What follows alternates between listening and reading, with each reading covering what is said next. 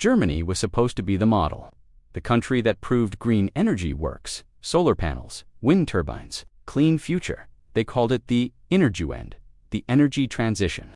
It started in the year 2000. 25 years later, Germany has spent over 500 billion euros on renewable energy, and their electricity is the most expensive in Europe.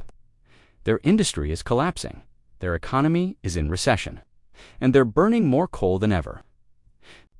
This is the story of the biggest energy policy failure in modern history, and why the rest of the world should pay attention. Our story begins with good intentions. In the 1990s, Germany decided climate change was an existential threat. They would lead the world by example, phase out nuclear power, phase out coal. By 2050, Germany would be 100% renewable, carbon neutral. The environmental dream, the plan was ambitious, but Germany is an engineering powerhouse. If anyone could do it, they could. So they started. The first decision was nuclear. Germany had 17 nuclear reactors providing 30% of their electricity. Nuclear power is carbon-free. It runs 24/7. It's the most reliable baseload power that exists.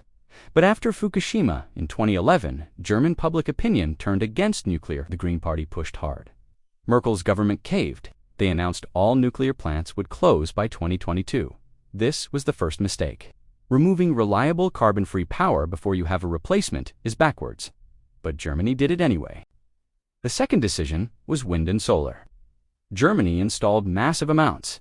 They covered farms with solar panels, built thousands of wind turbines across the country and offshore. By 2025, Germany has 80 gigawatts of wind capacity and 70 gigawatts of solar. That's huge. 150 gigawatts total. Germany's peak electricity demand is about 80 gigawatts. So on paper, they have double the capacity they need. But here's the problem. Wind and solar are intermittent. The sun doesn't shine at night.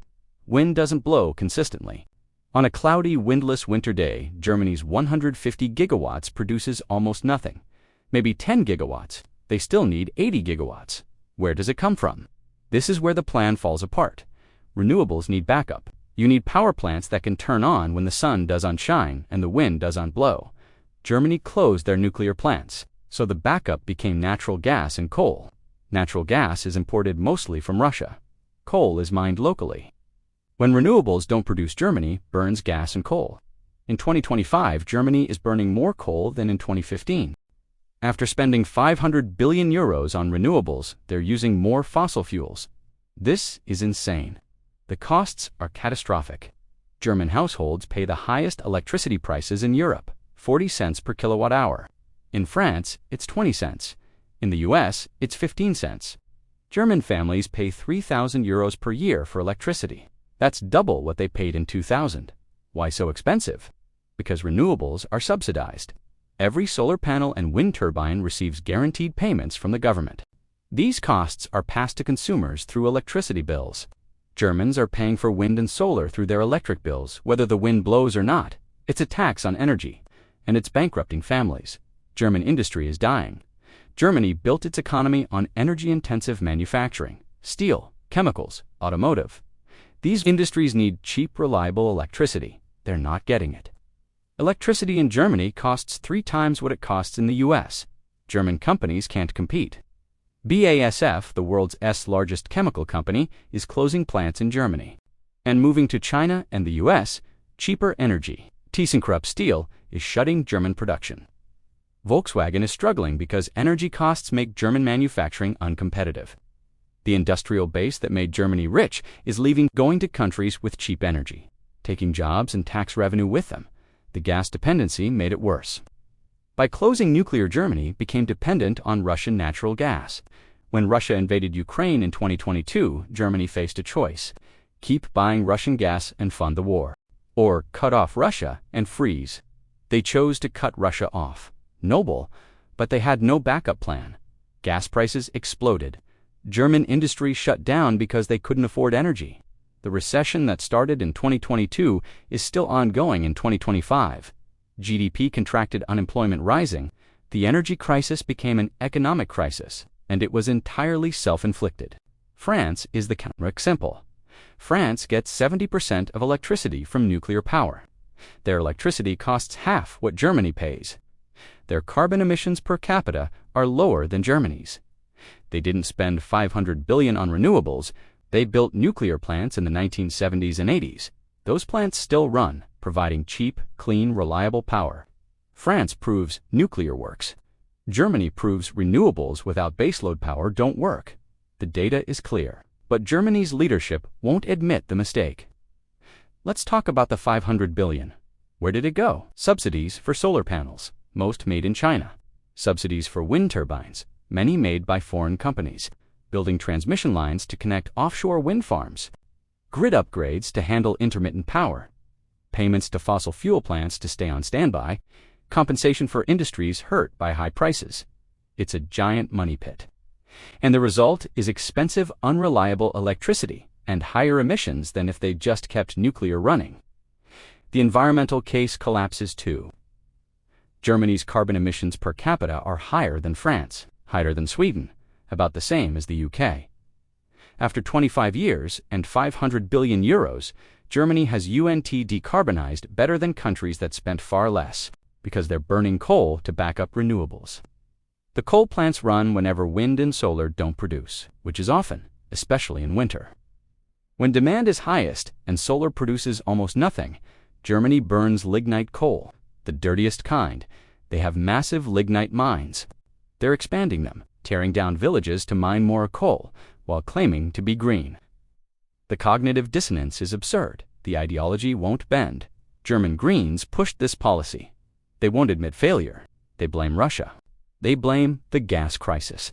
They blame industry for not adapting. They never blame the policy. Because admitting the Energiewende failed means admitting renewables alone can't power a modern economy.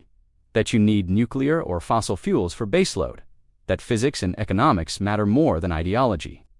German politicians can't say this, so they double down. More subsidies, more wind farms, more solar panels, more debt. The hole gets deeper.